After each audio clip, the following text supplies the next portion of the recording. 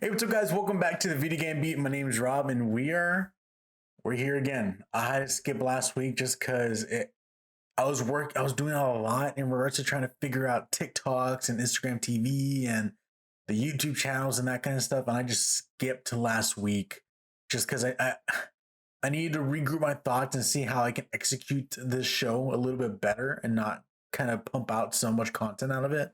So after taking last week off, I kind of was thinking to myself, you know what? I need to cut back on the TikToks. I need to cut back on the Instagram TVs and just do one a week and blah, blah, blah, blah, blah. But no worries. We are back again. We're here again, here today, ready for a new week of news, January 25th through the 29th, here on the Ambitious Casual channel. Hope y'all are doing well. Again, it's your boy Rob, and I'm here to bring you your weekly video game news right here on the Video Game Beat. Without going into the show yet, let's pump the brakes real fast and let's bring it back a little bit. Now, if you haven't seen it yet, I've released a brand new podcast. It was supposed to come out in the middle of January, did not, came out at the end. That's 2 days prior of the day of this release. It's called the XP Podcast. So if you're watching this on YouTube or you're already there, just click on the symbol of the icon of Ambitious Casual and then go save it, watch it for later, or pause the show and go watch it and then come back to the show, because it is a new show that I'm doing with my friends Adam and Austin. We're talking about all things video games, kind of talk about the news, and then we bring a topic to the table. This being the first one, we kind of jumped into the news and then we went into the topic, but I think we're going to switch that up on the next one just so that way we have more time to talk about our topic of the show, because we were running out of time. And so stay tuned for the next one. That'll be coming out 2 weeks from now. But to hold yourself over, go check it out. Go watch it. If you don't want to watch it and you're listening, like some of you podcast listeners out there, well, then go ahead and check it out on the podcast feed of your choice. Save it, watch it for later, listen for later. And while you're there, rate the podcast if you have the chance to do so. It allows people to find the podcast even easier. Not only the XP podcast, but also this podcast, the Video Game Beat, your weekly video game news. All right, without further ado, let's jump right into the news, guys. We got ourselves an interesting week. And based off of the title of the show, I'm just going to let you know it's the last story of this video. So if you want to jump right over there to the last story, go right on ahead. But before we jump into that, we have a pretty packed week. We have 7 stories for today. Trying to pick and choose which ones are the ones I wanted to share.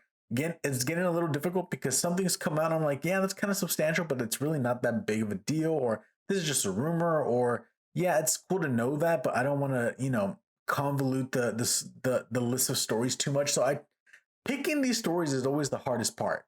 It's always the hardest part. So I hope you guys enjoy the stories I picked out for the week, and I hope this is enough to get you all through for the week and figure out what you missed. All right, starting off with story number 1. I don't want to waste your time. Story number 1, Warner Bros. Games will now have a heavy focus on live service. If you're a podcast listener, I used air quotes, heavy focus on live service. This comes from VG247. Sharif Saeed writes, an internship ad on the careers page for Warner Bros. Home Entertainment, which oversees the game publishing and development arm, Warner Bros. Interactive Entertainment, has revealed an interesting insight into how the publisher views its upcoming games. The ad spotted by Morono NL is for the game's production MBA intern who will join the production department. This is what it reads.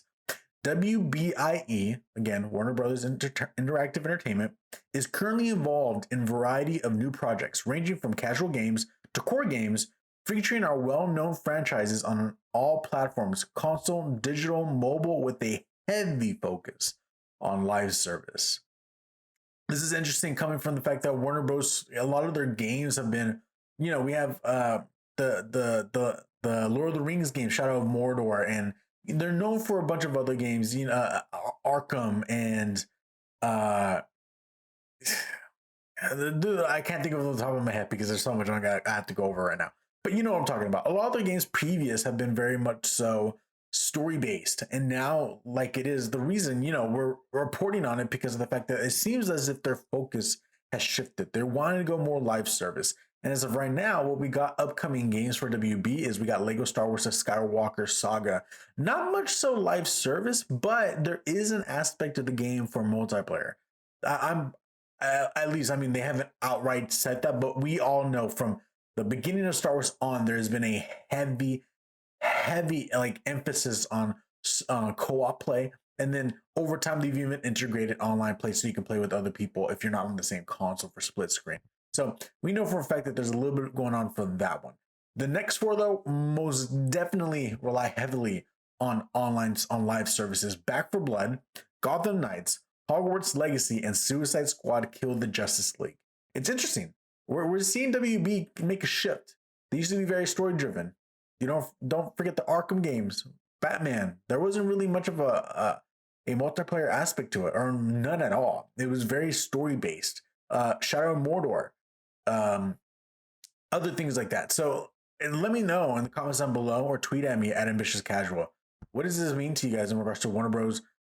Dipping their hand more into live service? We're kind of seeing a lot of focus going that way. I mean, I feel like this kind of started with the Battle Royale phenomenon, and then now live service has become a thing that almost every company is trying to achieve, because at the end of the day, when creativity is said and done, people want to make money, and money is found in live service because you can constantly bring new things for people to buy or dip into and things like that. So let's keep an eye out for Warner Bros. And after these games come out, after Suicide Squad Killed the Justice League, I'm interested to see if they're interested in making just a story-based game with the story being the main focus and not much multiplayer live service going on with it. We'll see after Kill the Justice League, which we're not going to see that game maybe 2022. I wouldn't be surprised 2023. So we'll see. Quick note though, I'm looking at my audio feed and I look high. So I'm obviously going to be adjusting that for y'all's ears, but I have been using a new mic, the Elgato Wave 3, and I just found out literally 2 minutes before I started recording that it is mono. It is not a stereo mic. So I can't do like the ASMR left to right voice thing. Like it's only coming out through one ear. So let me know if it sounds good or not. If it doesn't, well, too bad, because I already sold my other microphone and we're not going back, boys. We're going forward. Story number 2. This is a long one. Scavenger Studio creative director accused. This comes from gamesindustry.biz, Rebecca Valentine. She wrote a very, very long, lengthy story going into the accusations against Simon Darvaux. I could be pronouncing that incorrectly, but he is someone who has been accused for a lot of things going on within Scavenger Studios. And I urge you to go read the article because, like I said, Rebecca goes more in depth on some of the accusations and stories from 9 current and former employees detailing their time at the studio. But what I wrote down and what I have here for you guys is kind of some of the bullet points. It's not everything. I'm going to be missing some stuff, and I don't want it to come across as if I'm minimizing the other things. There's just so much. I don't want to read the entire story for you guys. I want y'all to go give it a click and go check it out and read the story and catch up with that. So here's the small amount of points that I brought from the story, but this is crazy stuff to even expect from Scavenger Studios. They're the ones who announced that new game Seasons for the PlayStation 5. Very story based, and it looked very beautiful. I got pieces of like Ghibli in it, and just it's something very calm and serene about it. It was almost like Journey, Ghibli combining and things like that. So to see that this was going on in a studio like that, it's sad, but let's jump right in real quick, and so that way we can give you the points. But like I said, don't forget, go read the article when you have a chance. This is from Rebecca Valentine. Almost every source we spoke to described scavengers as an environment hostile to women, a quote unquote boys club culture that was largely permitted by its co-owners, or in Darvaux's case, actively led by. Several said women were frequently degraded by male employees, including Darvaux, or infantilized and treated as if they did not know what they were talking about, even when speaking from a position of expertise about their own work. This was said to have happened in casual conversations, public team meetings, and on the studio's work Slack. One former employee described an incident that occurred during a team meeting on Season, where one group was presenting its idea to have the main character Abby be able to play the guitar. Someone remarked in front of the group that this feature wasn't realistic because the guitar was too complicated for a woman and that she should play an ukulele instead. This remark went unchallenged. Beyond the issues directed at Scavenger's women employees, many of those we spoke to said that they felt Darvaux saw most employees as disposable. Several said would frequently degrade the work of others, telling them they didn't know anything about games or their respective expertise, and would make comments in front of others about how specific employees' work was terrible and that he would need to fire them. Ultimately, the most heinous problems that sources described from their time as Scavengers are at least 2 years old. And when asked the studio to comment on the allegations brought against them, Scavengers admitted that at least at one point it had some cleanup to do. This is unbelievable. Even the fact that it's coming from Darvaux and some of even the employees inside, going as far as someone saying within the group that a woman it's unrealistic because it's too complicated for a woman to play a guitar. It's so stupid. And it even makes the point to write this remark went unchallenged. This person said this and no one stood up and said anything about it. So there's a lot that's going on. And like I said, I did not cover everything. There's so much going on. The complications between Darvaux and the CEO, whom I guess they both had a previous relationship together, and then firing an employee because Darvaux had relations with the employee, and due to his previous relations with the CEO, firing the employee, and it's just a whole mess. It's a whole mess, making this entire studio not look bad, but Darvaux and putting a spotlight. And this constant thing that we're seeing in the video games industry of just a lot of just abuse going on. And so this is crazy stuff all in all, and it's disgusting through and through. But the story continues though. On story number 3, this is a follow-up from Eurogamer's Tom Phillips. The Scavenger Studio responds, or let me rephrase that. Scavenger Studio suspends co-founder following reports of sexual harassment. And it goes on to read, and this is from Tom Phillips. This morning, Scavenger Studio announced it had now indefinitely suspended Darvaux from all responsibilities in a post on the studio's website penned by CEO Amélie Lamarche. Now, like I said, this is the CEO is the one who was also in a previous relationship with Darvaux. So a lot of these things that were going on were known by Lamarche, the CEO. Nothing happened until obviously things are being brought onto the forefront and in the spotlight in the public way, and then things need to be done for the sake of the entire company and for the sake of their own reputation. So obviously we're getting word now by the CEO.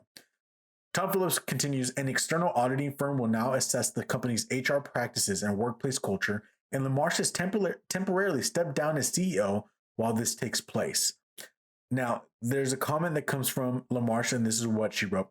Following the toxic workplace allegations brought forward in the media, Scavenger Studio wishes to apologize for the harm caused. Allegations such as these are serious, and we are committed to doing better for our employees, our fans, and our partners. She continues, in the meantime, we ask for the community's patience and understanding as we go through the process. The seasoned team has poured their hearts into the project. We have full confidence in their creative direction and will continue to support the amazing work of our talented team. I want to make it clear that this was happening in the studio for a while. I know that there's some people that have the reaction of like, this is happening, well, then I'm not going to buy the game because this is supporting those people. Don't forget, there are so many other people that are in the background making this game. Creative people working on the assets, and people working behind the scenes of the code, and other words that I'm not even thinking about on the top of my head because I don't create games. I believe, like, I'm so excited for what Scavenger Studios' next game is, and I'm gonna be getting it. I'm gonna be supporting them the moment it comes out. If I'm not mistaken, the creative director for the game was not Darvaux. They had someone else come in. There was a little bit of a worry because of the fact that the game that they wanted to make was more of just story based, while Darvaux really liked action, more fast paced kind of games. So either or, though, it was a different creative director. This is a team inside that really loved creativity and pouring their hearts out for this project. So don't let all this stuff cloud your judgment of like, let's just not support the game. Support the game. And this is what I'm telling you. Support the game. Support the people who are making it, because there are good people there. I'm glad we're finally seeing Lamarche after what seems to be like 2 years of not doing anything, finally coming out, unfortunately, during the time of it being public, making a move and bringing down Darvaux from all, like, suspending him from his responsibilities. Lamarche is stepping down as CEO, and then I can't wait to see what they can do in regards to building the studio back up into something that's more healthy for all employees. So We'll keep an eye on Scavenger Studio. I'm hoping that this doesn't taint seasons. I know for a fact that from now on, if we see a new trailer or we see anything new about an update in regards to the development of this game, it's going to be tagged at the very end of each article in the games industry with, you know, Scavenger Studios, also known for blah blah blah blah blah, Darvo, Lamarche, allegations. Blah, blah. So this is gonna be tainting it for a while, but I hope it does not hurt the game in the long run. So we'll keep an eye on Scavenger Studios and see what else comes from there. Hopefully, good things. Story number 4, Project 007 won't be based on any of the James Bond actors. This comes from Games Radar. Ellie Jones. They write, Project 007, the James Bond game in development at Hitman Studio IO Interactive, won't be based on any of the actors who have played the iconic secret agent on film. Speaking with the Danish Broadcasting Corporation, the studio's director, Hakan Abrak, said, we have been allowed to make our own digital Bond, which will not lean on a Bond actor. Abrak goes on to say that the studio's take on Bond will be a completely original story, adding to last year's announcement of a Project 007 when the team said that its game would be a prequel, putting players in control of a much younger Bond than film fans might be used to. I'm not going to lie, I've never seen a 007 movie. I've never seen any James Bond movies or anything like that. I know of them. I know what they are. We got Daniel Craig and what's his name? Bronson? I don't know what his name is. I'm not even going to act like I know. I know of it. I know of James Bond. I know of 007. I know what it is. I know what it's made up of. I haven't watched any of the movies. But what I can say is this. Me knowing the essence of 007 and all that. Playing Hitman 3, I've recently just completed it over on twitch.tv/Casual. Go check it out. After completing Hitman 3, IO Interactive is kicking butt, man. Like going from Hitman 1, 2, and then their recent release for number 3, their cinematography, the way that they run their cinematics and the way that they have evolved in regards to capturing shots at certain angles and making a story intriguing, and the way that they're adding more into building upon Hitman and his arsenal of what he can do. That game is amazing. Hitman 3 was so good, and it really made me excited for Project 007. What's even better than this is the fact that it's not linked to anything, so I can go into this 007 game with a complete new fresh set of eyes because I have nothing to connect it with. It's as if they're starting all over again. It's an original story, they said. Is there possibilities for crossover? Yes, I'm not going to deny the fact that they can't do that. I'm pretty sure they will want to, and they probably can, but I'm excited to see what they can do. I'm excited to see what Project 007 can look like compared to Hitman. I've made these statements before that Hitman feels a little heavy, a little tanky, and I want gameplay that's more like MGS5. I'm not saying we're going to get that with Project 007, but I can't wait to see what they do in regards to that. I'm very excited. I mean, to just put an end cap of all this, I'm very excited. I can't wait. I can't wait to see what IO Interactive has in store. Story number 5, PS5 and Xbox Series X chip shortages will continue until mid-2021. AMD warns. This comes from Tech Radar and Justica. They write, the PS5 and Xbox Series X stock drop. Oh, wait, what? Oh, I totally threw myself off. The PS5 and Xbox Series X stock drought looks set to continue until mid-2021.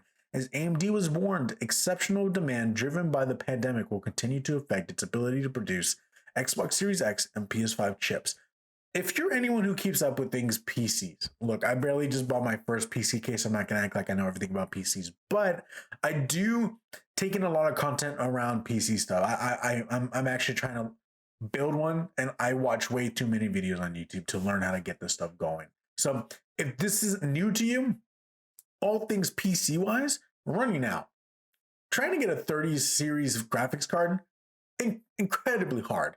Everything is running out due to the pandemic, due to people using them for either bots, for data mining, or whatever. There's so many different reasons as to why they're running out, but they are running out, and it is hard to get your hands on them, and they're trying to catch up with demand. But with that being said, we have a new consoles that came out recently, the PS5, the Xbox Series X, and the Series S. They use AMD chips to power these consoles. If there's a short supply of chips for PCs, then there's obviously a short supply of chips for consoles. And this is what we're seeing right here. You thought it was already hard to find a console. It's going to continue being harder until we can get some more stock going for AMD. AMD CEO Dr. Lisa Su admitted that shortages will continue until the middle of 2021 during the company's fourth quarter and full year 2020 results. Microsoft has recently warned that supply of Xbox Series X and Xbox Series S consoles would be constrained until at least March 31st. As of the time of this recording, which would be in January 29th, we got 2 more months before we can maybe see a little bit of an upswing of more stock coming in of Series X, and who knows what that means in regards to PS5s.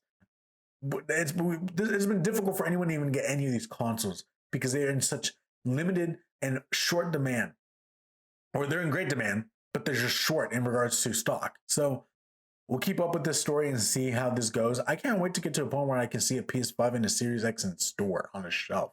I don't know if we're going to get to that point by the end of 2021, maybe mid 2022, but it's crazy. It is really, really crazy to see this happening.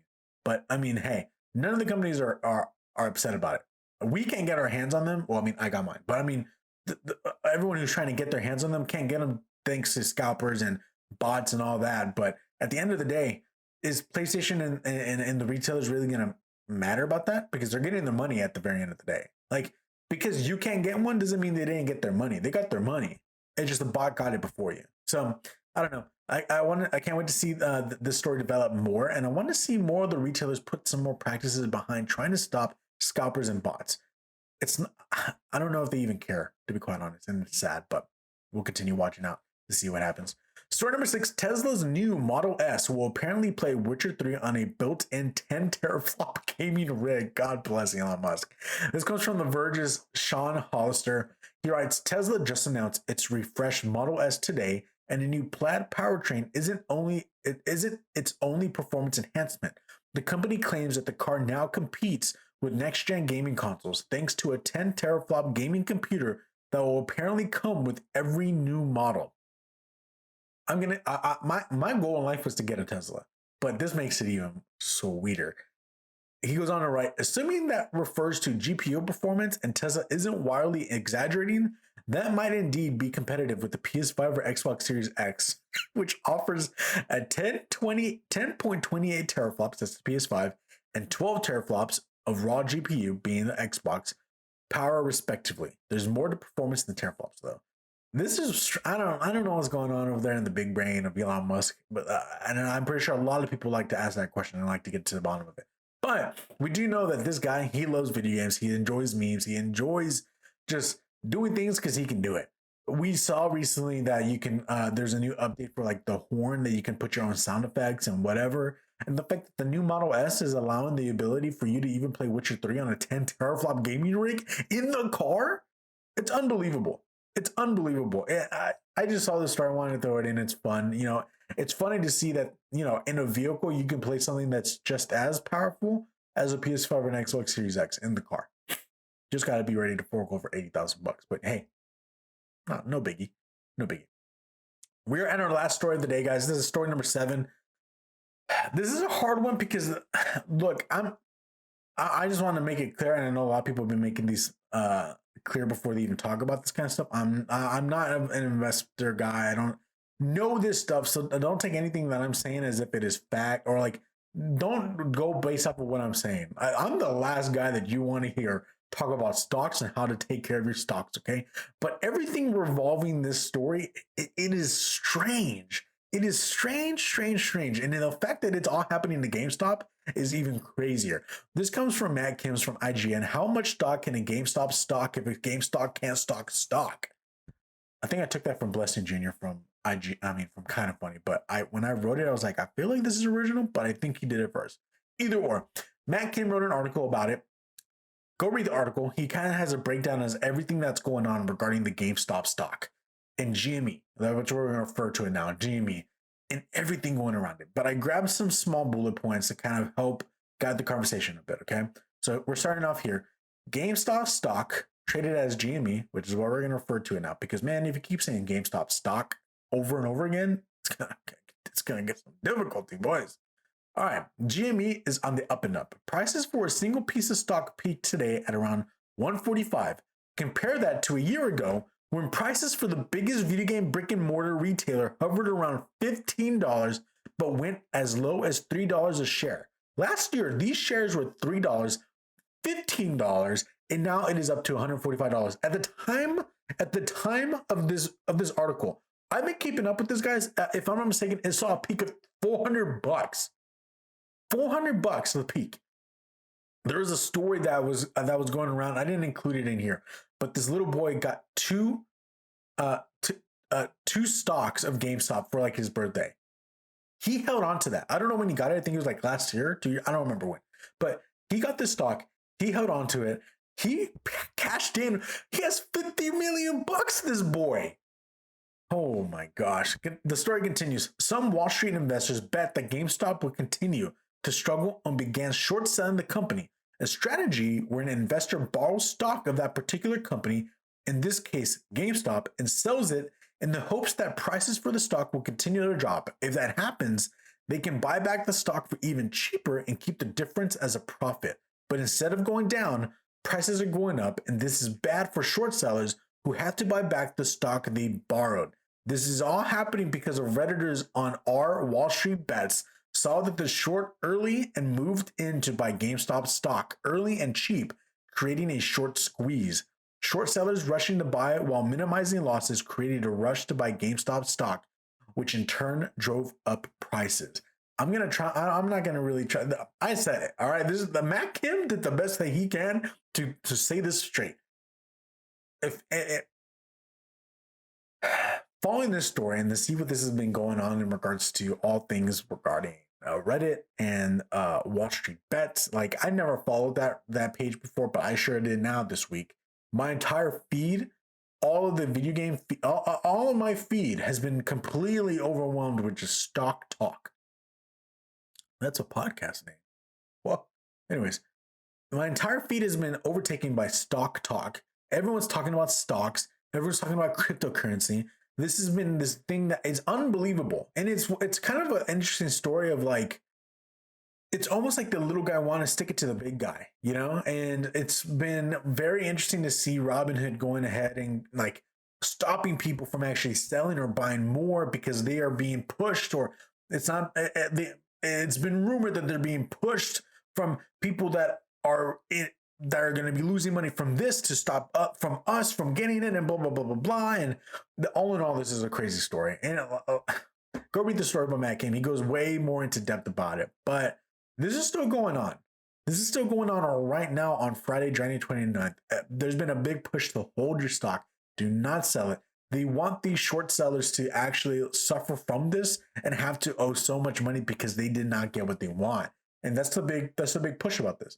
It's this thing where everyone kind of feels like they've been screwed over by the government, or not government, Wall Street, I guess, in particular, or everyone's down in their dumps in regards to the fact that the COVID and being locked in and people losing their jobs, but the stock market has been doing great and people have been making money and being profiting, but those are the big guys, not the little guys. And so this is the moment that we can get back and be the actual Robin Hoods, not Robinhood the app, actual Robin Hoods to take money from the rich. And so it's been this big movement, and it's been very interesting and very entertaining to watch at the very least. So if you guys want to keep up with any more of this stuff, go check out Matt Kim in his article. He's been updating it little as time goes on. So check it out, read it. That's all I have to say about GameStop stock. And that's the last time I'm ever going to say that again, because I'm probably going to pass out the next time I say that. That's the end of the show, guys. Thanks for watching. This is the Video Game Beat. I hope you guys enjoyed it. If you guys liked it, hit that thumbs up button, subscribe. And if you're listening to podcast services, share it on your social feed. I'm trying to help other people get caught up on the video game news, guys. Please help me. Please help me, fam. Now, don't forget, if you have any comments, questions, concerns, corrections you want to give me, leave them down in the comments down below. And if you're listening and you're like, there's no comment section on this Spotify, well then go hit me up on Twitter at @ambitiouscasual. Give them to me. I want to hear them. I want to talk to you guys. I want to have a conversation with you guys. Let me know what you guys think about everything going on with GameStop stock. I said it again. Anyways, so I hope you guys enjoyed it. I can't wait to see you guys next time. If you guys are on Twitch, go check me out, twitch.tv/ambitiouscasual, and check out the new episode of the Xbox XP podcast over on podcast services here on the very good old Ambitious Casual channel. So next time, guys, I gotta go stream. So peace out. See y'all next time.